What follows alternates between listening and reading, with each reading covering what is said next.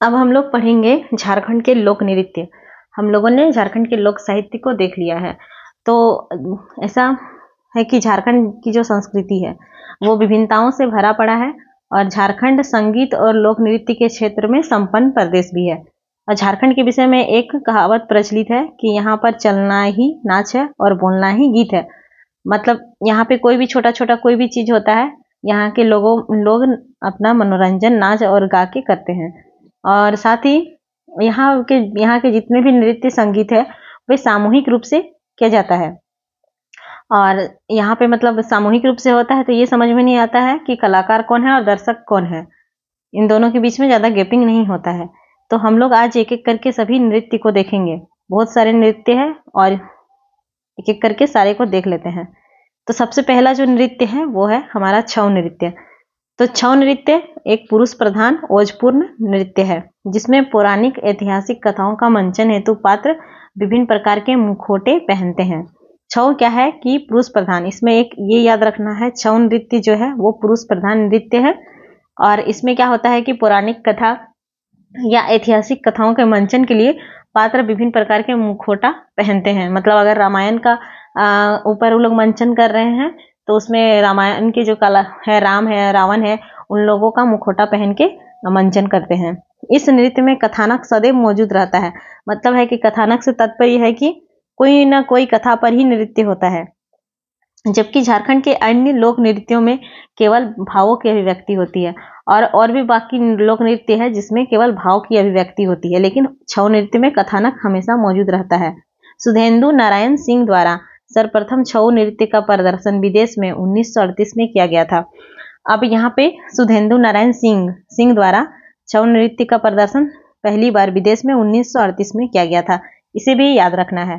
तो क्या हो गया कि छऊ पुरुष प्रधान नृत्य है, इसमें मुखौटे का प्रयोग होता है और इसमें कथानक सदैव मौजूद रहता है। छऊ नृत्य में कथानक सदैव मौजूद रहता है। और सुधेंदु नारायण सिंह के द्वारा 1938 ईस्वी में इसका प्रदर्शन पहली बार विदेश में किया गया था। उसके बाद है कि इस नृत्य की दो धाराएं हथियार धारा एवं कालीभंग धारा में क्रमशः वीर रस एवं श्रृंगार रस की प्रधानता है। इस नृत्य में दो रस की प्रधानता है जो कि वीर और श्रृंगार रस है। और दो धाराएं भी हैं, हथियार धारा और कालीभंग धारा। और इसे याद रखना है, तो इसको इस प्रकार से याद रख सकते हैं, हथियार धारा उसके लिए है वीर रस और दूसरा जो कि है काली भंग धारा जिसके लिए है श्रृंगार रस। तो इसको इस प्रकार से याद रखना है। इंपॉर्टेंट है हथियार और वीर, इस दोनों को लिंक कर लीजिए। वीर लोग के पास हथियार रहता है, वीर लोगों के पास हथियार रहता है, उससे हो जाएगा हथियार धारा के लिए वीर रस और कालीभंग जो धारा है उसके लिए श्रृंगार। मतलब काली माँ का मेकअप। यहाँ पे तो सबका कोई ना कोई पौराणिक कथा पर ही डांस मंचन करते हैं। तो यहाँ पे अगर काली माँ का रूप धारण करेगा तो क्या होगा, बहुत सारा श्रृंगार करना पड़ेगा उसे। इस प्रकार कर सकते हैं। तो हथियार धारा के लिए वीर रस, कालीभंग धारा के लिए श्रृंगार रस। छऊ नृत्य की विभिन्न शैलियां। छऊ नृत्य की बहुत सारी शैलियां हैं, एक एक करके देखते हैं। सबसे पहला है सरायकेला शैली, खरसावां शैली, दूसरा मानभूम शैली जिसे पुरुलिया शैली भी कहा जाता है, और तीसरा जो है वो मयूरभंज शैली है। जो सरायकेला शैली है वो सबसे प्राचीन शैली ऐसा माना जाता है, या ऐसा है कि छऊ का जो विकास हुआ है वो सरायकेला से ही हुआ है। तो सरायकेला शैली के अंतर्गत क्या है कि सरायकेला का छऊ नृत्य उत्कृष्ट परंपराओं पर आधारित है। सरायकेला शैली जो होता है उसमें नृत्य उत्कृष्ट परंपराओं पर आधारित होता है और इस नृत्य में मुखौटों का प्रयोग किया जाता है। इसमें मुखौटा का प्रयोग किया जाता है और नृत्य के अस्थायी भाव को अभिव्यक्त करता मुखौटा अपने सौंदर्य एवं सौम्यता के लिए विख्यात है। ये जो मुखौटा है नृत्य के अस्थायी भाव को व्यक्त करने के लिए, सौंदर्य एवं सौम्यता के लिए विख्यात है। और इसमें क्या है कि इसमें ताल और लय का अद्भुत मिश्रण है। सरायकेला शैली में ताल और लय का अद्भुत मिश्रण देखने को मिलता है।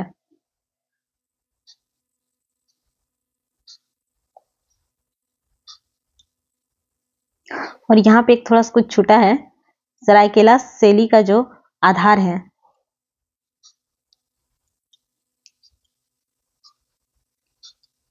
इसका जो आधार है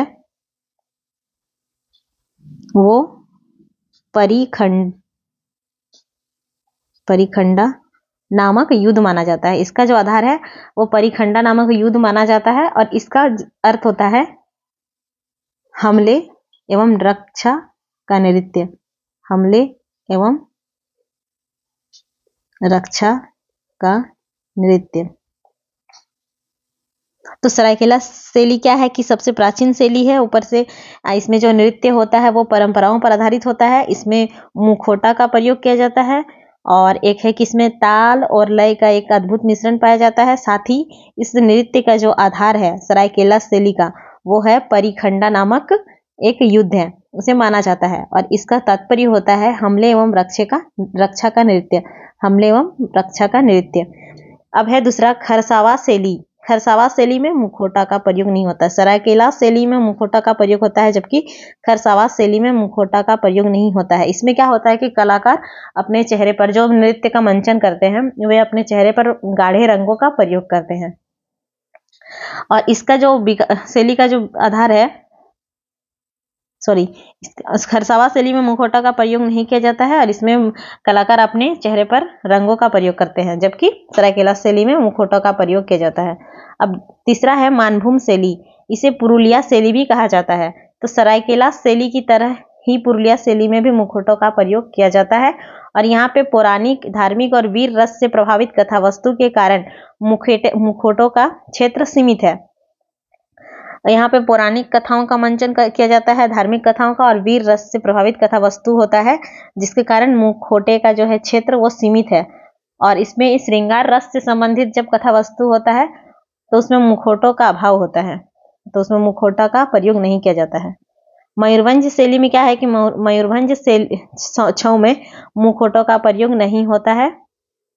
इसमें कलाकार शरीर के विभिन्न अंगों में गाढ़े रंग या पेंट का इस्तेमाल करते हैं। इस शैली में परिधानों का भी ज्यादा महत्व नहीं है। यह लोक नृत्य शास्त्रीय नृत्य होगा और मार्शल आर्ट का एक अनोखा संगम है। तो जो मयूरभंज शैली है उसमें मुखौटों का प्रयोग नहीं होता है। इसमें भी कलाकार विभिन्न शरीर के अंगों पर गाढ़े रंग या पेंट का प्रयोग करते हैं और ये लोक नृत्य मतलब शास्त्रीय नृत्य और मार्शल आर्ट का एक अनोखा संगम है।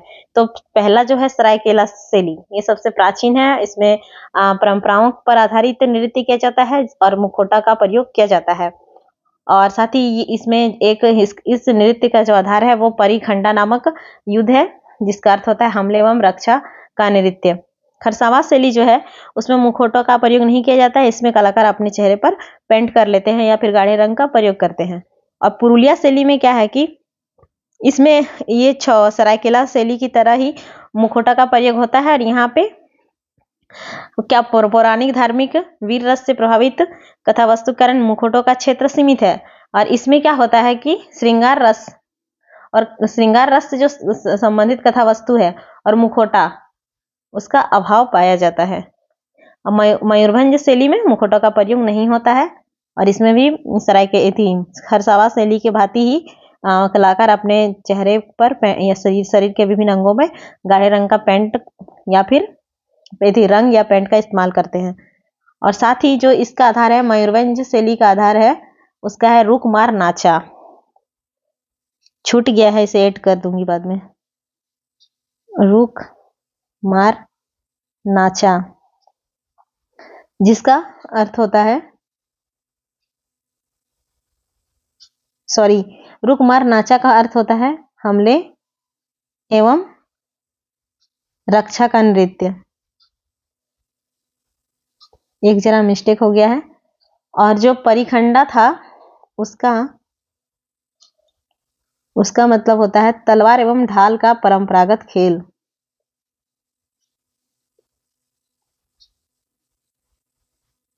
ढाल का परंपरागत खेल, इसको ऐड करना है। और साथ ही सिंघवा शैली छऊ नृत्य को झारखंड राज्य के खूंटी जिले के संगरोह गांव में देखा जा सकता है। इस नृत्य में भी कलाकार मुखौटों का प्रयोग नहीं करते हैं, बल्कि अपने कलाबाजियों के माध्यम से कला का प्रदर्शन करते हैं।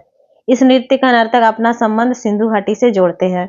तो एक यहाँ पे क्या हुआ है कि एक नई शैली जो है कि खूंटी जिले में विकसित हुई है, जिसे सिंगवा शैली कहा जाता है। और यहाँ पे भी कलाकार मुखौटा का प्रयोग नहीं करता है, बल्कि अपने कलाबाजियों के माध्यम से कला का प्रदर्शन करते हैं। और इस नृत्य को करने वाले नर्तक अपना संबंध सिंधु घाटी से जोड़ते हैं। तो अभी तक हम लोगों ने देख लिया छऊ नृत्य जो है वो पुरुष प्रधान नृत्य है। साथ ही इसमें कथानक सदैव उपस्थित रहता है। इसकी दो धाराएं हैं, हथियार धारा और कालीभंग धारा। हथियार धारा के लिए वीर रस और कालीभंग धारा के लिए श्रृंगार रस है। साथ ही इसे कुछ शैलियों में बांटा गया है, सरायकेला शैली, खरसावा शैली, मयूरभंज शैली और एक है पुरुलिया शैली। तो इसमें सरायकेला शैली में मुखौटों का प्रयोग किया जाता है, खरसावा शैली में नहीं किया जाता है, मानभूम शैली में मुखौटों का प्रयोग किया जाता है और मयूरभंज शैली में मुखौटों का प्रयोग नहीं किया जाता है। साथ ही एक नई शैली का विकास हुआ है जो कि खूंटी जिला में हुआ है और इसके नर्तक स्वयं को सिंधु घाटी सभ्यता से जोड़ते हैं। साथ ही इसमें भी मुखौटों का प्रयोग नहीं किया जाता है। इसके अलावा यहाँ पे एक चीज और छूटा है कि वर्ष 2010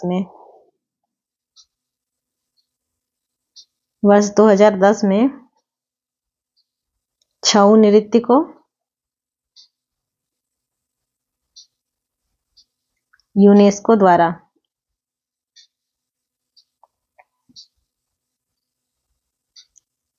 विरासत नृत्य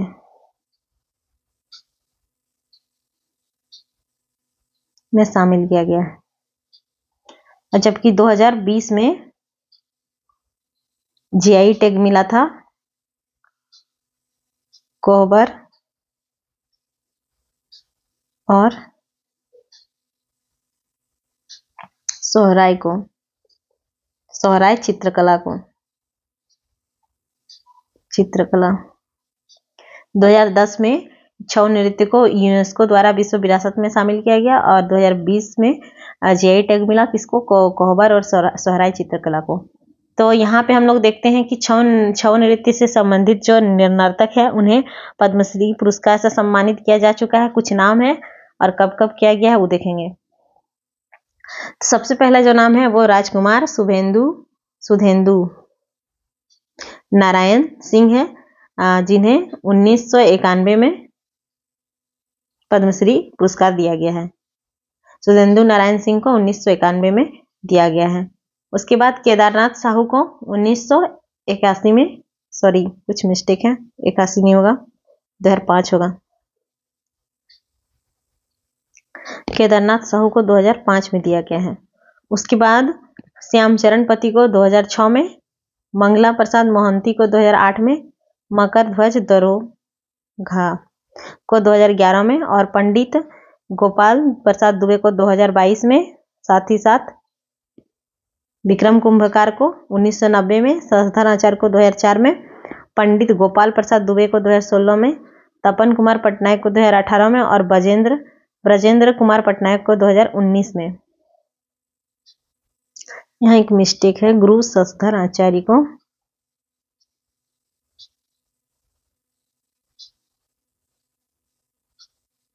2020 में मिला है। ये इतना सारा नाम में सब याद नहीं रखना है, जो रिसेंटली मिला है उन्हीं को याद रखना है। तो अभी तक का डाटा यही है कि गुरु सहस्त्र आचार्य को 2020 में छऊ नृत्य के क्षेत्र में पद्मश्री पुरस्कार मिला है। अब नेक्स्ट जो नृत्य है वो है मुंडारी लोक नृत्य। मुंडारी लोक नृत्य में अब क्या क्या है, बहुत सारे हैं, देखते हैं एक करके। सबसे पहला है जदुर नृत्य। जदुर जो नृत्य है वो महिला प्रधान नृत्य है। इस नृत्य में नर्तक नर्तकी लाल रंग के प्रधानता वाले कपड़े पहनते हैं। मुंडारी लोक नृत्य को देखेंगे। मुंडारी लोक नृत्य क्या है कि ये मुंडा समाज से जुड़ा है और झारखंड की संस्कृति में मुंडा समाज की अपनी एक पहचान है और उनकी मतलब अपनी अलग पहचान और भाषा संस्कृति है। मुंडा समाज में नृत्य संगीत का काफी महत्व है, क्योंकि बाकी सभी जनजातियों में है। नृत्य संगीत के बिना इनका कोई भी पर्व त्योहार होता नहीं है। और इसमें क्या है कि महिला और पुरुष स्वतंत्र रूप से नृत्य करते हैं। तो सबसे पहला नृत्य है, और नृत्य का जो नेतृत्व करती है वो अधिकतर महिलाओं के द्वारा ही नृत्य का नेतृत्व किया जाता है। सबसे पहला जो नृत्य है मुंडारी लोक नृत्य में सबसे पहला जो नृत्य है वो है जदुर नृत्य। यह एक महिला प्रधान नृत्य है। जदुर नृत्य क्या है? एक महिला प्रधान नृत्य है। इस नृत्य में नर्तक नर्तकी लाल रंग के प्रधानता वाले कपड़े को पहनते हैं। जदुर में लाल रंग की प्रधानता वाले कपड़े को पहनते हैं। तो जदुर से कर लीजिए सिंदूर। तो सिंदूर कौन पहनती है? महिला लोग, और लाल रंग की सिंदूर पहनती है। यह नृत्य सरहुल के अवसर पर किया जाता है और अन्य अवसर पर यह नृत्य वर्जित है। मतलब इसे सरहुल के अवसर पर ही किया जाता है, बाकी किसी अवसर में इसे नहीं किया जाता है।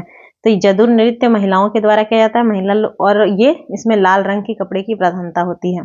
दूसरा जो है वो है जापी नृत्य। जापी नृत्य यह मध्यम गति से किया जाने वाला नृत्य है, और यह क्या है कि यह शिकार से विजयी होकर लौटने का प्रतीक है।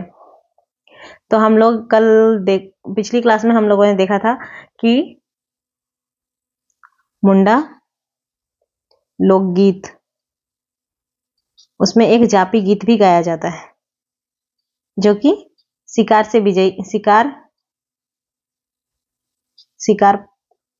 विजयी होकर लौटने के दौरान गाया जाता है। तो वही है मुंडा लोकगीत। यहाँ पे नृत्य भी किया जाता है मुंडाओं के द्वारा। तो ये मध्यम गति से किया जाने वाला नृत्य है, और यह शिकार से विजयी होकर लौटने वाला नृत्य है। तो जापी को कर लीजिए जीप। तो जापी से जीप कर लीजिए थोड़ा सा। तो क्या होता है कि जब हम लोग शिकार करने जाते हैं तो जीप में बैठकर जाते हैं शिकार करने। खेमटा नृत्य क्या है? एक सामूहिक नृत्य है और यह आराधना नृत्य है। ये खेमटा जो है वो आराधना नृत्य है, साथ ही इसे सामूहिक रूप से किया जाता है। हालांकि झारखंड में अधिकतर जितने भी नृत्य है सब सामूहिक रूप से ही किया जाता है। इस नृत्य में पुरुष पीला गमछा, मतलब पुरुषों के हाथ में पीला गमछा होता है। तो खेमटा नृत्य क्या हो गया कि आराधना का नृत्य है, साथ ही पुरुषों के हाथ में पीला गमछा होता है। फिर है जरगा नृत्य। तो ये जो है माघ त्योहार से संबंधित नृत्य है, और ये भी मध्यम गति का नृत्य है। फिर और जरगा, ये जरगा नृत्य के साथ चलने वाला नृत्य है, और ये तीव्र गति का नृत्य है। जो जरगा नृत्य है वो माघ त्योहार से संबंधित है। मतलब माघ त्योहार के दौरान इस नृत्य को किया जाता है, लेकिन ये मध्यम गति से किया जाता है। और जोर लगा के जब नृत्य करता है उसे और जरगा नृत्य कहते हैं। और जोर से करेगा तो ये तीव्र गति का नृत्य है, और ये जरगा नृत्य के साथ ही चलने वाला नृत्य है। उसके बाद है गेना नृत्य। तो यह विजय के उत्साह का प्रतीक है, और इसमें महिलाएं एक कतार में वृत्ताकार नृत्य करती है। इसमें। तो गेना नृत्य क्या है कि विजय के उत्साह का प्रतीक है, जबकि जापी नृत्य जो था वो शिकार से विजय होकर लौटने का है। जापी जो है वो शिकार से रिलेटेड है, और गेना जो नृत्य है वो विजय के उत्साह का प्रतीक है। इसमें महिलाएं एक कतार में वृत्ताकार नृत्य करती हैं। उसके बाद चिटित नृत्य, यह उपासना का नृत्य है। चिटित जो नृत्य है वो उपासना का नृत्य है, और जो खेमटा था हम लोगों का खेमटा वो आराधना का नृत्य है। यह नृत्य करम जरगा के अखड़ा में होता है, और ये जो नृत्य है चिटित नृत्य वो करम के टाइम में होता है, करम जरगा के अखड़ा में होता है। तो उसके बाद है करम नृत्य। इस नृत्य में करम नृत्य में क्या है कि इसमें 8 स्त्री या फिर 8 पुरुष भाग लेते हैं, और यह मुख्यतः कर्मा पर्व के अवसर पर सामूहिक रूप से किया जाता है। और इस नृत्य में पुरुष व स्त्रियां गोलार्ध बनाकर आमने सामने खड़ी होती है तथा एक दूसरे के आगे पीछे चलते हुए नृत्य करती है। इस नृत्य को झुककर किया जाता है, और इस नृत्य के दौरान लहुसा गीत भी गाया जाता है। और इस नृत्य के 2 प्रकार है, खेमटा और भिनुसारी। तो इसमें क्या क्या चीज है? इसमें 8 स्त्री या 8 पुरुष 8 स्त्री या 8 पुरुष भाग लेते हैं, और ये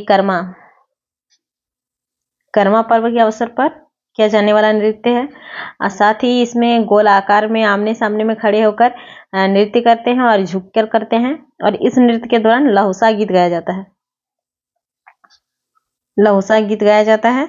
और इसके दो प्रकार हैं, खेमटा और भेनुसारी। भेनुसारी तो इसको एग्जाम में पूछा भी है, खेमटा और भेनुसारी किसके प्रकार है। तो इस तरह से कर सकते हैं कि भेनुसारी, यहाँ साड़ी है तो साड़ी से कर सकते हैं कि महिला लोग करम नृत्य के दौरान साड़ी पहनती है। और खेमटा से है मटा, तो मटा से कर लीजिएगा, मोटा मोटा साड़ी पहनती है। याद रखने के लिए खेमटा और भेनुसारी करम नृत्य के दौरान पहनती है। अब है बुरु नृत्य। बुरु नृत्य में माघे तथा गेना की तरह नृत्य होता है। माघे और गेना नृत्य, गेना जो नृत्य था वो था कि विजयी, विजय के उत्साह का गीत था, उत्साह के प्रतीक के गीत था। और ये नृत्य महिलाओं के द्वारा किया जाता है। तो उसी तरह बुरु नृत्य भी किया जाता है और यह जदुर और करम नृत्य का सम्मिश्रण है। फिर है राचा नृत्य। यह नृत्य मंडा पर्व, जिसे भोक्ता पर्व भी कहा जाता है, के अवसर में होने वाला जागरण के समय होता है। राचा नृत्य कब होता है? जब मंडा पर्व के समय कोई जागरण होता है, उस समय होता है। इस नृत्य को बर्चा खेलना या नाचना या खड़िया नाच के नाम से भी जाना जाता है। खड़िया नाच के नाम से जाना जाता है, खड़िया में नहीं होगा। तो राचा नृत्य, यहाँ पे ये इंपॉर्टेंट है, बर्चा खेलना, नाचना या खड़िया, इसे याद रखना है कि बर्चा खेलना या फिर राचा बोलिए या फिर खड़िया बोलिए, तीनों इसी का नाम है। और ये कब किया जाता है? मंडा पर्व के अवसर पे। और ये खूंटी क्षेत्र में बहुत ज्यादा लोकप्रिय है, खूंटी जिला में बहुत ज्यादा लोकप्रिय है। राचा जो नृत्य है वो मंडा पर्व के अवसर पर होने वाला जागरण के समय होता है। और इसे बर्चा खेलना, नाचना या फिर खड़िया नाच भी कहा जाता है। लेकिन ये खूंटी जिला में बहुत ज्यादा फेमस है, वहां का लोकप्रिय नृत्य है राचा खेलना, ये राचा नृत्य। उसके बाद जो नृत्य है वो जतरा नृत्य। तो यह अवसर प्रधान नृत्य है, कोई भी अवसर पर ये किया जा सकता है। यह अवसर प्रधान नृत्य है, मतलब कुछ भी हुआ जो मेले एवं अन्य उत्सवों के अवसर पर किया जाता है। इस नृत्य की मुख्य विशेषता क्या है कि इसमें करम, जरगा, जदूर और चिटिद नृत्य भी साथ साथ चलता है। जो हम लोगों ने पढ़ा करम, जरगा, जदूर और चिटिद, ये सब नृत्य एक साथ चलता है। तो जतरा नृत्य कभी भी किया जा सकता है और इसकी प्रमुख विशेषता यह है कि इसके साथ साथ अन्य नृत्य भी चलते हैं। फग्गू खद्दी नृत्य, यह सरहुल के तैयारी के पूर्व का नृत्य है। जैसे फग्गू से ही पता चल रहा है, फग्गू बने फागुन, तो उससे सरहुल के तैयारी के पूर्व का नृत्य है। खद्दी, उराव जनजाति के द्वारा सरहुल पर्व को खद्दी कहा जाता है। तो यहाँ फागुन से फग्गू खद्दी नृत्य है, तो यह सरहुल के तैयारी के पूर्व का नृत्य है जो फागुन मास से आरंभ हो जाता है। फग्गू से ये फागुन मास से आरंभ हो जाता है। इस नृत्य में फगिनाही, फग्गू, खद्दी, डोल, टुंटा आदि रागों के गीत गाए जाते हैं।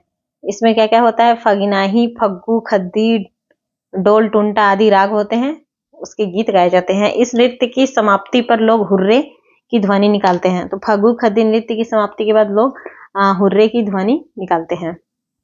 फिर है डोडोंग नृत्य। यह जदूरा या जदीरा नृत्य के नाम से भी जाना जाता है। डोडोंग जो नृत्य है उसे जदूरा या जदीरा नृत्य के नाम से जाना जाता है। यह जदूरा का ही उराव रूप है। जदूरा एक नृत्य हम लोग पढ़ेंगे, मतलब जदूरा नृत्य जो है उसी का ही उराव नृत्य है, उराव रूप है। डोडोंग जो है जदूरा नृत्य का ही एक उराव रूप है। सरहुल में मुंडा तथा सदान अपने अखाड़ा में खद्दी के स्थान पर जदीरा करते हैं। सरहुल में मुंडा और सदान अखाड़ा में खद्दी के स्थान पर क्या करते हैं? जदीरा नृत्य करते हैं। इसमें उराव भी सम्मिलित होते हैं और डोडोंग नृत्य करते हैं। और इसमें उराव जनजाति के द्वारा, इसमें उराव लोग भी सम्मिलित होते हैं और डोडोंग नृत्य करते हैं। यहाँ पे क्या याद रखना है कि डोडोंग को जदूरा या जदीरा के नाम से जाना जाता है और यह जदूरा का ही उराव रूप है। उराव जनजाति का जदूरा जो है वो जदूरा का ही उराव रूप है। साथ ही ये जो सरहुल में इसका आयोजन किया जाता है मुंडा और सदान के द्वारा खद्दी के स्थान पर जदीरा करते हैं और इसमें उराव के द्वारा डोडोंग नृत्य किया जाता है। इस नृत्य में मांदर का विशेष महत्व होता है। डोडोंग नृत्य में मांदर का विशेष महत्व होता है और इस नृत्य में नर्तक खेल लझेर लझेर की ध्वनि निकालते हैं। खेल लझेर लझेर करके वो लोग एक ध्वनि निकालते हैं। और पहिल सांझा अधरतिया भिनसरिया, पहिल सांझा अधरतिया भिनसरिया जदीरा चिटिद आदि इस नृत्य के प्रमुख राग है। तो इसमें सिर्फ ये याद रखना है कि जो डोडोंग नृत्य है वो जदीरा या जदूरा के नाम से भी जाना जाता है। अब है छेछाड़ी नृत्य, और इसमें एक डोडोंग नृत्य में एक नर्तक नृत्य के दौरान एक ध्वनि निकालते हैं जिसे खेल लझेर लझेर कहा जाता है। अब है छेछाड़ी नृत्य। यह नृत्य फग्गू खद्दी की तरह जुड़कर कतार में किया जाता है और इसमें हो हायल रे कहते हुए दाएं पैर को उठाते हुए नृत्य कहा जाता है। छेछाड़ी नृत्य में हो हायल रे कहा जाता है, जबकि डोडोंग नृत्य में खेल लझेर लझेर कहा जाता है। धुड़िया नृत्य, इस नृत्य की पहचान धूल उड़ाने वाले नृत्य के रूप में है। जैसे कि नाम से पता चल रहा है धुड़िया, तो धुड़िया से कर धूल, नाम से पता चल रहा है कि धूल उड़ाने वाले नृत्य के रूप में है। सरहुल के पश्चात बीज बोने के बाद जब खेतों में मौसम के अनुरूप धूल उड़ने लगते हैं तब यह नृत्य होता है। सरहुल के बाद जब बीज रोपा जाता है खेत में, उसके बाद जब मौसम चेंज होता है तब धूल उड़ने लगते हैं, तो यह नृत्य किया जाता है। यह धीमी प्रवृत्ति का नृत्य है और इस नृत्य में बाएं हाथ आगे वाले के बाएं हाथ पर तथा दाहिना हाथ झूलता रहता है। इस नृत्य में बायां हाथ आगे वाले का बाएं कंधे पर और दाहिना हाथ जो है वो झूलता है और नृत्य की समाप्ति हुस के संबोधक से होती है। अब जैसे लोगों ने नृत्य खत्म करना रहा तो हुस करते हैं। तो एक हम लोगों ने देखा कि डोडोंग में खेल लझर लझर की ध्वनि निकालते हैं,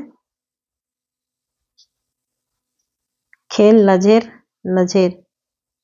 सबका तो ट्रिक नहीं आ रहा है, किसी को अगर किसी तरह रिलेट करके आप लोग याद रख सकते हैं तो रख लीजिएगा। फिर छेछाड़ी हो हाइल रे, उसके बाद ये जो है धुड़िया नृत्य। धुड़िया नृत्य में हुस शब्द की मतलब हुस के संबोधक से नृत्य की समाप्ति होती है। धुड़िया सुरगुजिया नृत्य, धुड़िया नाम से पता चल रहा है कि धुड़िया की भांति ही होगी। धुड़िया नृत्य की भांति इस नृत्य में भी कंधे वाली शैली और हाथ झुलाने की प्रक्रिया होती है। झुलाने की प्रक्रिया होती है। इसमें गीत समाप्ति के पश्चात हो हाइल रे, जिस तरह छेछाड़ी में हो हाइल रे कहा जाता है, छेछाड़ी के जैसे ही इसमें भी छेछाड़ी और धुरिया सुरगुजा दोनों में हो हाइल रे कहते हुए लंगड़ी चाल चलनी पड़ती है। इस नृत्य में महिलाएं अंतिम कड़ी में पंजों के बल बैठ जाती है और झटके से उठकर हो हाइल रे कहते हुए पुनः नृत्य में मगन हो जाती है। तो धुड़िया नृत्य में क्या होता है कि हो समाप्ति के बाद हो हाइल रे कहते हैं और लंगड़ी चाल चलनी पड़ती है और अंतिम कड़ी में पंजों के बल बैठ जाती है और झटके से ऊपर उठकर महिलाएं हो हाइल रे कहते हुए पुनः नृत्य में मगन हो जाती है। धुड़िया टूंटा नृत्य, इसमें धुड़िया की तरह ही नृत्य होता है, सिर्फ प्रारंभ और अंत के बीच पर संचालन अलग होते हैं। धुड़िया नृत्य की भांति ही इसमें भी नृत्य होता है, सिर्फ प्रारंभ और अंत के बीच का संचालन अलग होता है। खद्दी लुझकी नृत्य, इसमें भी धुड़िया नृत्य की तरह ही नृत्य होता है और इसमें लुझकी लिखा है तो इसमें झुककर नृत्य किया जाता है। देशवाड़ी नृत्य, यह महिलाओं द्वारा उंगली फंसाकर, देशवाड़ी नृत्य क्या है? ये महिलाओं द्वारा उंगली फंसाकर किया जाने वाला नृत्य है। इस नृत्य में पुरुष भी सम्मिलित होते हैं। देशवाड़ी नृत्य में महिलाओं द्वारा उंगली फंसाकर नृत्य किया जाता है और इसमें पुरुष भी सम्मिलित होते हैं और इस नृत्य की पद संचालन की एक अपनी कला है। अब है जेठवारी नृत्य, यह सरहुल के मौसम में किया जाने वाला नृत्य है। जेठवारी जो है वो सरहुल के समय में किया जाता है और इस नृत्य से जुड़ने की क्रिया देशवाड़ी नृत्य की भांति ही होती है। देशवाड़ी नृत्य में जिस प्रकार हाथ उंगली फंसा करके नृत्य किया जाता है, उसी प्रकार जेठवारी नृत्य में भी इसी प्रकार से जुड़ा जाता है। इस नृत्य में हर कड़ी की समाप्ति पर हुस, अभी हम लोगों ने पढ़ा हुस शब्द का प्रयोग धुड़िया में किया जाता है। धुड़िया नृत्य में हुस शब्द का प्रयोग किया जाता है उस प्रकार जेठवारी में भी किया जाता है। तो जेठवारी सरहुल के मौसम में क्या जाता है, इस प्रकार इससे इस प्रकार से याद रख सकते हैं कि जो सरहुल है वो क्या है, झारखंड में त्योहारों का त्योहार है, मतलब सबसे बड़ा त्योहार है, मतलब सबसे जेठ है, सबसे बड़ा है, तो सरहुल से जेठवारी। और इसे हुस कहकर पुनः पद संचालन प्रारंभ हो जाता है। जेठवारी लहसुआ नृत्य, यह देशवारी की तरह ही किया जाने वाला नृत्य है। इस नृत्य में गीत को कड़ियों के अंत में नर्तक झूलते हैं। इस नृत्य में गीत को नहीं होगा, की होगा। तो ये देशवाड़ी की तरह ही किया जाने वाला नृत्य है और इस नृत्य में अंत में क्या होता है कि नर्तक या नर्तकी झुकते हैं। आषाढ़ी नृत्य, इसे आषाढ़ी कर सकते हैं। तो आषाढ़ के महीने में गाया नाचा जाने वाला उराव लोकगीत नृत्य आषाढ़ी के नाम से जाना जाता है और इस नृत्य की शैली धुड़िया से मिलती है। और इसका जो शैली है धुड़िया से मिलता है। तो एक बार जितना शब्द है उसको एक बार फिर से बोलते हैं। धुड़िया में क्या था, हुस। धुड़िया नृत्य में क्या था, हुस। डोडोंग में था खेल।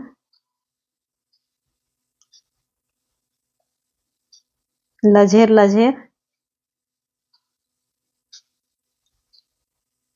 छेछाड़ी में था हो हाइल रे।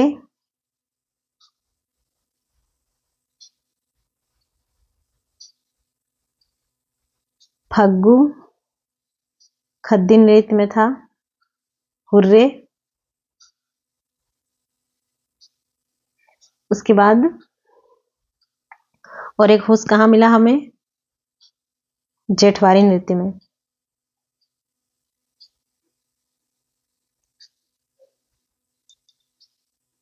जेठवारी में भी हमें हुस शब्द मिला। अब है जेठवारी ठड़िया नृत्य, यह झुककर एवं सर्पिल गति से किया जाने वाला नृत्य है। जेठवारी नृत्य जो होता है वो झुककर और सर्पिल गति से किया जाता है। इसे डोरी के नाम से भी जाना जाता है। जेठवारी ठड़िया नृत्य को डोरी के नाम से भी जाना जाता है। इसे याद रखना है कि जेठवारी ठड़िया नृत्य को डोरी के नाम से भी जाना जाता है। अब है अंगनई, यह सदानों के आंगन का नृत्य है। अंगनई से समझ में आ रहा है आंगन, यह सदानों के आंगन का नृत्य है जिसे उरांवों ने भी अपना लिया। ये सदान का था नृत्य लेकिन उरांव जनजाति के द्वारा इसे अपनाया गया है और इसकी शैली देशवाड़ी नृत्य जैसी है। तो आंगन का नृत्य है और इसे उरांवों ने अपनाया है। करम नृत्य,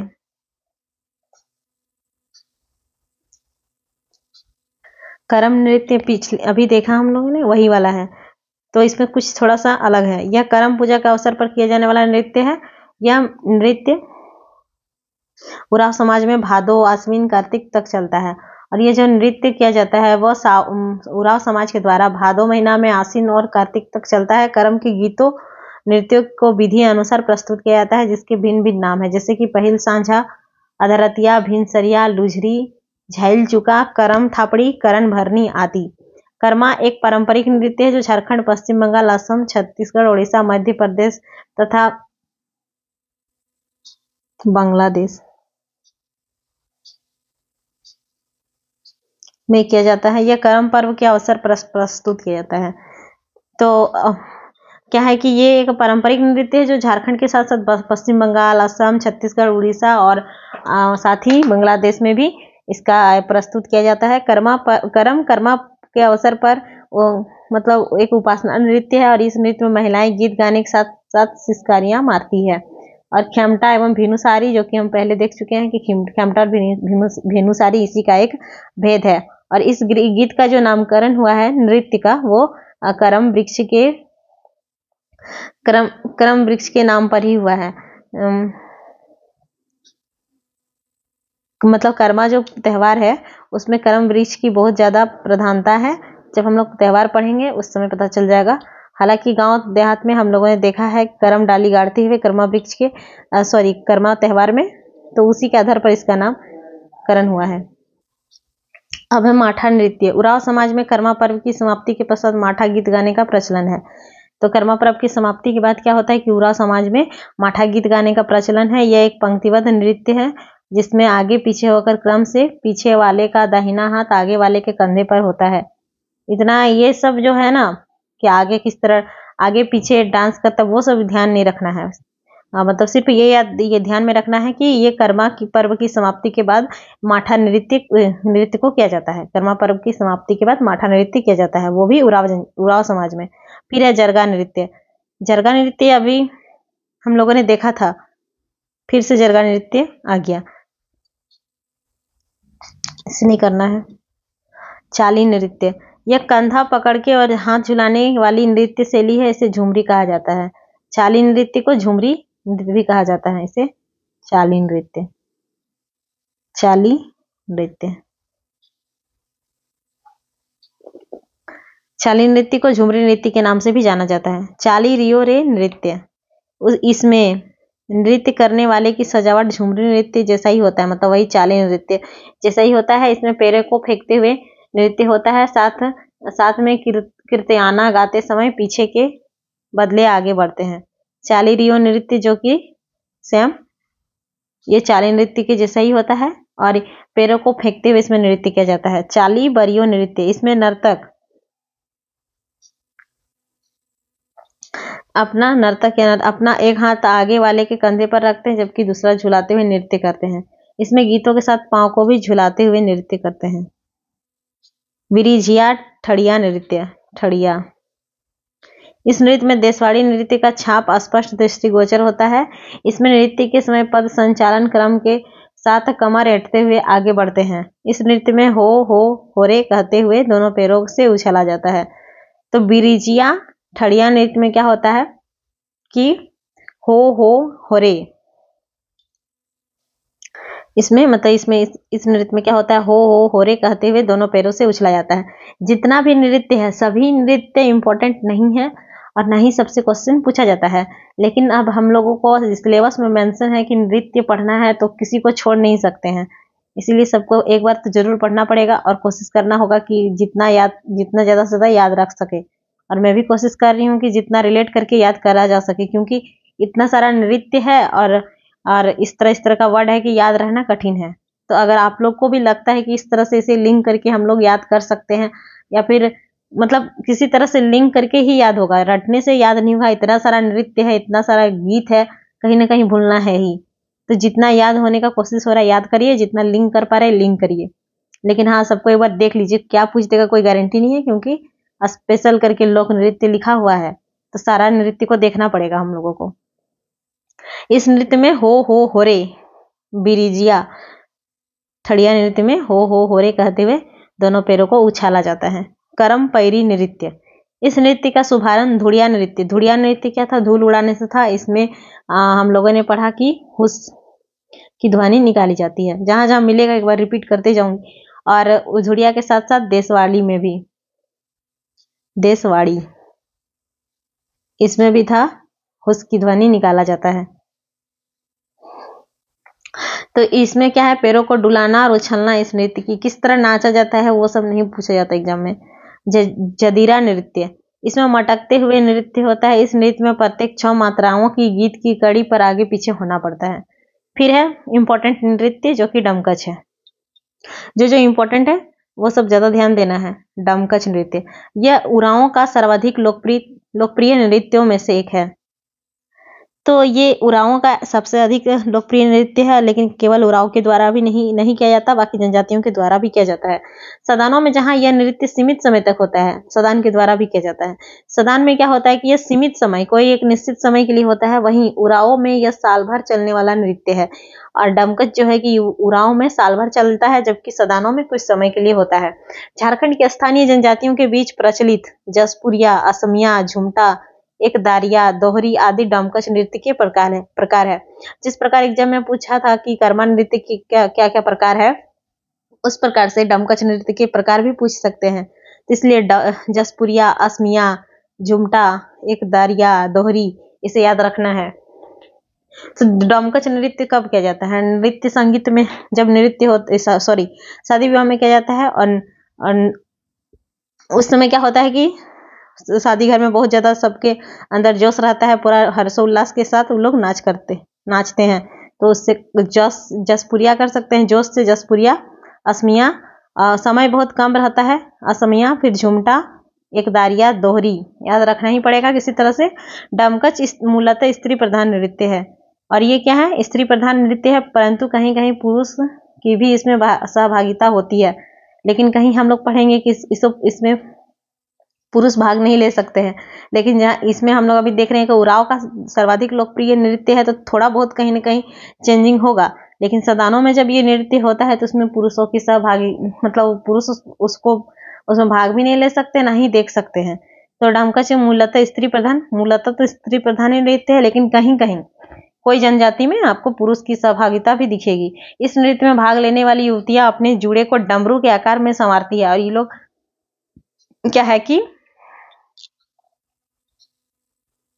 महिला लोग डमरू जैसा अपना जूड़ा को शायद बना लेती है, जिसके कारण ही इसका नाम डमकच पड़ा है। डमरू किस विन्यास के कारण इस शैली का नामकरण डमकच हुआ है? डमकच नृत्य के 3 रूप है। एक हरिया, ये जो था प्रकार था, और ये 3 रूप है। एक हरिया डमकच, एक हो गया दोहरी हो गया, और एक झुमटा डमकच। सब याद रखना है, कुछ भी पूछ सकता है।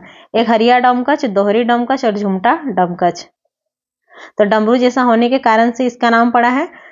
डमरू जैसा माथा बांधने के कारण, मतलब केस बांधने के कारण ही इसका नाम डमकच पड़ा है। तो इसमें क्या है कि इसके 4 प्रकार है। जसपुरिया, आसमिया, झुमटा 5 है। एक दारिया और दोहरी, तो एक दारिया ने एक हरिया होगा। और डमकच के 3 रूप है, जिसमें एक हरिया डमकच, दोहरी डमकच और झुमटा डमकच है। तो जसपुरिया, आसमिया, एक हरिया, दोहरी और झुमटा, सब तो आ गया इसी में।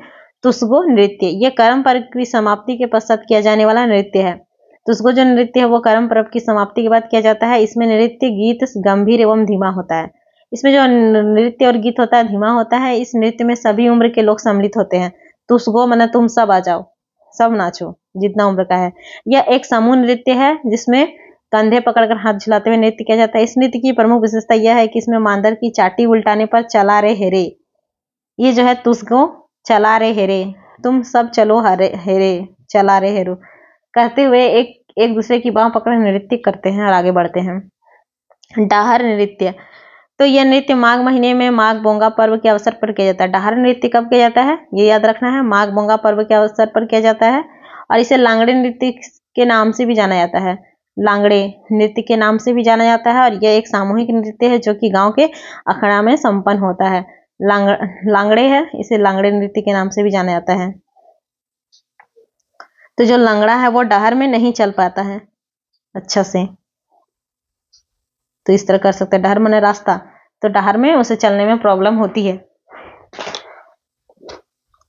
इस नृत्य में मांदर, नगाड़ा, तुरही, चोड़चोड़ी, ढाक, घंटी आदि वाद्य यंत्रों का प्रयोग किया जाता है। इसमें मांदर, नगाड़ा, तुरही, चोड़चोड़ी, ढाक और घंटी वाद्य यंत्रों का प्रयोग किया जाता है। बाहा नृत्य, यह नृत्य फागुन महीने में बाहा, जिसे सरहुल भी कहा जाता है, मतलब सरहुल को ही बाहा कहा जाता है, के अवसर पर किया जाता है। एक सामूहिक नृत्य है जो जाहिर या सरना स्थान में होता है। तो बाहा नृत्य है, बाहा नृत्य जो है कि बाहा से समझ में आ जाएगा कि सरहुल को ही बाहा कहा जाता है। उसी समय उस अवसर पर किया जाता है, और ये एक सामूहिक नृत्य है जिसे जाहिर या सरना, जो जाहिर सरना है वो पूजा स्थान होता है जनजातियों का, तो वहां पे किया जाता है। दोहा नृत्य, यह बैसाख महीने में विवाह संस्कार के समय किया जाता है। दोहा नृत्य बैसाख महीने में, बाहा नृत्य फागुन महीने में, और फग्गू खद्दी भी फागुन महीने में, और एक आषाढ़ी नृत्य था जो कि आषाढ़ महीना में किया जाता है। तो ये विवाह संस्कार के समय का नृत्य। दोहा नृत्य कब किया जाता है, विवाह संस्कार, जब विवाह होता है तो पंडित के द्वारा विवाह किया जाता है, तो वह दोहा ही पढ़ता है, मतलब मंत्र पढ़ता है, तो उसे कह सकते हैं दोहा, याद रखने के लिए केवल दोहा सुनाता है। यह नृत्य संगीत जिसके घर में शादी होती है उसी के आंगन में चलती है, और यह दारामदा नृत्य के नाम से भी जाना जाता है। दोहा एकदम आराम से सुनना चाहिए, दारामदा या आरामदा, दोहा दारामदा। दोंगेड़ नृत्य, यह संथाल जनजाति में प्रचलित पुरुष प्रधान नृत्य है, और दोंगेड़ नृत्य जो है वो पुरुष प्रधान नृत्य है। यह नृत्य सामूहिक रूप से शिकार के अवसर पर जंगल की तराई में की जाती है। तो हम लोगों ने देखा था कि एक था लोकगीत, संथाल जनजाति में वीर सेरेन करके, कब जब वो लोग जंगल में होते हैं तब वो लोग वीर सेरेन लोकगीत गाते हैं। कौन? संथाल लोग। और तो अब यहाँ पे भी क्या है कि जंगल में है, शिकार करने जब जाते हैं, अगर कोई आ गया जंगली जानवर तो क्या करेंगे? दौड़ देंगे, दोंगेड़ उस तरह कर लीजिए। और कौन? पुरुष लोग ही जाते हैं, तो पुरुष प्रधान नृत्य है और सामूहिक रूप से शिकार के अवसर पर जंगल की तराई में ये की जाती है। और इस नृत्य का आयोजन जेठ मास में, एक नृत्य हम लोग देखे थे कि जो जेठ मास में किया जाता है, जेठ मास में नहीं, वो था कि सरहुल के समय, जेठवारी नृत्य जो है वो सरहुल के समय किया जाता है। और ये जो दोंगेड़ है वो जेठ महीना में किया जाता है।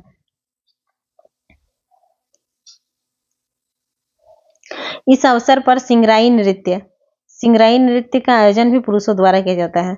और इसमें सिंगराई नृत्य का आयोजन किया जाता है पुरुषों के द्वारा। तो क्या हो गया कि दोंगेड़ जो है वो पुरुष प्रधान नृत्य है, यह शिकार के अवसर पर जंगल में गाया जाता है, ये जेठ महीना में किया जाता है। और ये इस दौरान सिंगराई नृत्य भी किया जाता है। अषाढ़िया नृत्य, अषाढ़िया आषाढ़ हो गया, जाहिर स्थान पर किया जाता है। और इसमें लांगड़े संगीत पर नृत्य होता है, लांगड़े संगीत है उस पर नृत्य किया जाता है। शिकारी नृत्य, यह जानताड़ा पर्व के अवसर पर किया जाने वाला नृत्य है। कोई पर्व है जानताड़ा जिसके अवसर पर शिकारी नृत्य किया जाता है। और शिकारी नृत्य का आयोजन पुरुषों द्वारा भादो मास के अंत में किसी वृक्ष के नीचे एक निश्चित तिथि में किया जाता है। अब शिकार करने जाएगा तो कोई निश्चित तिथि में ही किया जाएगा और वृक्ष के नीचे ही करेगा। तो ये जानताड़ा पर्व के अवसर पर किया जाता है और पुरुषों के द्वारा किया जाता है। अब है दंसई नृत्य।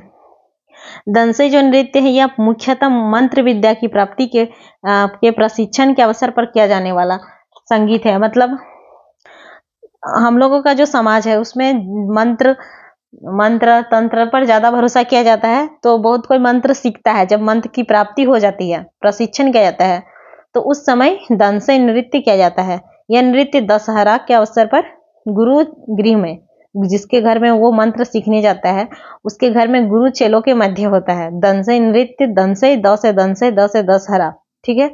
और ये गुरु के घर में गुरु चेला के मध्य होता है। इस नृत्य की सबसे बड़ी विशेषता क्या है कि इसमें पुरुष वर्ग के लोग ही महिलाओं के आभूषण, दंसई नृत्य में महिलाओं के आभूषण पहनकर पुरुष लोग ही नृत्य करते हैं। और इसमें संथाली गीतों का भावपूर्ण जो भाव होता है वो भक्तिपूर्ण होता है। दशहरा के टाइम हो रहा है तो थोड़ा भक्ति जैसा ही होगा। और इस नृत्य में नगाड़ा, भुआंड, तुरही, ढाक, बनम और बांसुरी आदि यंत्रों को अनिवार्य रूप से बजाया जाता है। तो इसमें दंसई में क्या है कि ये मंत्र विद्या प्राप्ति से रिलेटेड है, दशहरा के समय किया जाता है और गुरु गृह में गुरु चेलों के मध्य किया जाता है। और इसमें क्या है खास, इसकी सबसे बड़ी विशेषता ये है कि इसमें पुरुष क्या करते हैं कि महिलाओं के आभूषण को पहनकर मतलब नृत्य करते हैं। अब है सोहराई नृत्य। यह नृत्य मवेशियों के लिए मनाए जाने वाला त्योहारों के समय किया जाता है। सोहराई एक पर्व है, पढ़ेंगे जब पर्व त्योहार पढ़ेंगे, या फिर हम लोगों को पता भी है सोहराई पर्व जिसे बांधना भी कहा जाता है। तो उस पर्व के दौरान किया जाता है सोहराई नृत्य। और यह जो नृत्य है मवेशियों के लिए मनाए जाने वाले त्योहारों के समय, मतलब सोहराई के समय किया जाता है। इस नृत्य में महिलाएं चुमावड़ी गीत गाती है और पुरुष कौन सा गीत गाते हैं? गाय जमाओ। महिलाओं के द्वारा चुमावड़ी गीत और पुरुष के द्वारा गाया जाता है। महिला लोग कभी चुप नहीं होती है और पुरुष लोग गाय जैसा एकदम सीधा होता है। तो बस इस तरह कर लीजिए। इसमें पुरुषों एवं महिलाओं द्वारा सामूहिक रूप से गाय जमाओ तथा लांगड़े नृत्य संगीत की प्रस्तुति की जाती है। इसमें सिर्फ इम्पोर्टेंट ये है जो सोहराई नृत्य है वो मवेशियों के लिए किया जाने वाला नृत्य है। और इसमें महिला चुमावड़ी गीत गाती है जबकि पुरुष गाय जमाओ गीत गाते हैं। दशमी नृत्य, दशमी अगहन के महीने में किया जाता है और ये जाहिर में किया जाता है। और इस नृत्य में भी लांगड़े नृत्य गीत की प्रस्तुति होती है। लांगड़े नृत्य जो था वो हम लोगों का था डाहर नृत्य को ही लांगड़े नृत्य भी कहा जाता है। अब है सकरात नृत्य। 2-3 दिन पहले ही या फिर कल परसों ही शायद सकरात पार हुआ और यह नृत्य पुष मास में पुरुषों के द्वारा घर घर जाकर किया जाता है। मतलब हमको लगता है इसी टाइम किया गया होगा। पुष के महीने में पुरुष अपने अपने घर के चौखट पर पूजा करने के बाद नगाड़ा, मांदर आदि वाद्य यंत्रों के साथ घर घर जाकर नृत्य करते हैं। और इसमें क्या करते हैं कि ये संक्रांत जो होता है वो हम लोग का जैसे कि पुष पड़ चुका है, तो ये संक्रांत नृत्य है। तो इसे इस तरह याद रख सकते हैं कि पुष मतलब मतलब संक्रांत के बाद तो पुष पड़ जाता है, तो उसमें पुरुषों द्वारा घर घर जाकर नृत्य किया जाता है और अपने चौखट पर पूजा करने के बाद नगाड़ा मादर आदि बजाते हैं। फिर है हुंटा नृत्य। हुंटा नृत्य जो कि संथाल जनजाति की पुरुष प्रधान नृत्य है। और हुंटा नृत्य जो है वो पुरुष प्रधान नृत्य है और इस नृत्य में शिकार हेतु तैयारी करने का कार्य किया जाता है। हुंटा से कर लीजिए हंटर, हंटर मतलब ये शिकारी होता है। तो संथाल जनजाति के पुरुष प्रधान नृत्य है और इस नृत्य में शिकार हेतु तैयारी करने का कार्य किया जाता है। तो आज की क्लास को इतने ही रखते हैं। बहुत ज्यादा नृत्य है, एक एक करके देखना पड़ेगा सबको। एक एक बार आप लोग पीडीएफ जरूर पढ़िएगा और जितना आप लोगों से लिंक होगा लिंक करिए, जितना रटने सकिएगा रट लीजिए, क्योंकि कोई भी नृत्य कहीं से उठा कर देगा। लेकिन हाँ, फिर भी एक होता है कि इम्पोर्टेंट ही होगा, लेकिन अभी शुरुआत है तो अभी सब तो पढ़ना पड़ेगा, उसके बाद ना इम्पोर्टेंट की बारी है। ठीक है, पीडीएफ आप लोगों को मिल जाएगी।